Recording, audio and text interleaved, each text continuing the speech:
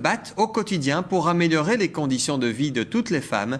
Parmi elles, Betty Laurent, cette habitante de Sambreville, a écrit un livre intitulé « Un coquelicot en hiver, pourquoi pas ?» Un livre dans lequel elle décrit son enfance et sa jeunesse difficile, mais aussi et surtout son passé de femme battue. Elle est finalement parvenue à sortir de l'enfer de la violence conjugale et c'est précisément ce message d'espoir qu'elle veut diffuser via ce livre. Betty Laurent a été reçue récemment au bureau de la communauté française. Première bonne nouvelle, son livre a été distribué à l'ensemble des députés de la communauté française qui vont ainsi connaître et diffuser son combat. Et puis, autre bonne nouvelle, des collaborations sont envisagées avec la communauté française. Betty Laurent présente deux initiatives.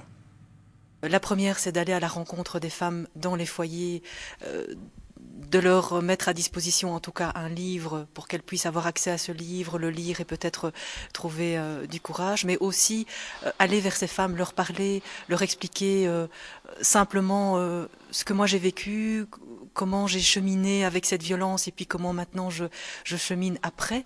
Ça c'est une première initiative, donc c'est vraiment d'aller dans les foyers, de parler. Et la deuxième initiative, ce serait peut-être au niveau des écoles, donc avec la communauté française, on va un petit peu analyser ce qu'il est possible de faire pour aller peut-être à la rencontre des élèves qui sortent de secondaire. Je pense que c'est important pour eux aussi qu'ils prennent conscience de ce qui se passe dans la société et puis peut-être qu'ils ne franchissent jamais ce pas. Un message qui, on l'espère, sera entendu par un maximum de personnes. À l'occasion de la Journée de la femme, nous en avons également profité pour demander à Betty Laurent quel était son message aux femmes. On l'écoute à nouveau. Alors le message que je voudrais passer aux femmes, c'est tout simplement qu'elles sont dignes de respect.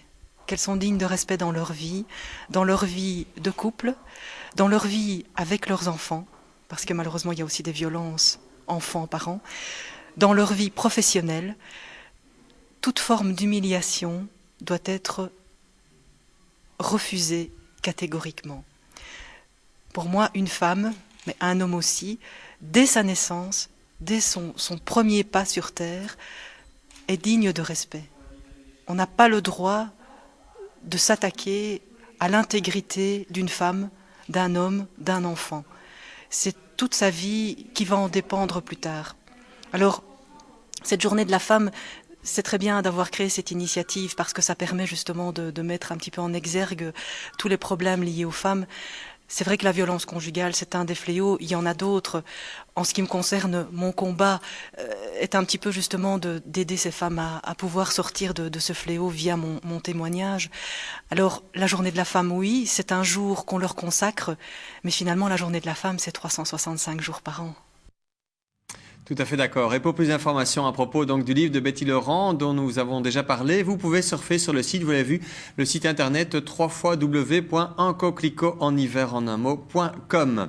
Et précisons par ailleurs qu'à l'occasion de la Journée internationale de la femme, nous consacrons ce soir notre émission Point barre à ce thème. Et il n'y aura d'ailleurs que des femmes sur le plateau. Elles nous parleront des inégalités hommes-femmes qui demeurent encore dans le monde du travail.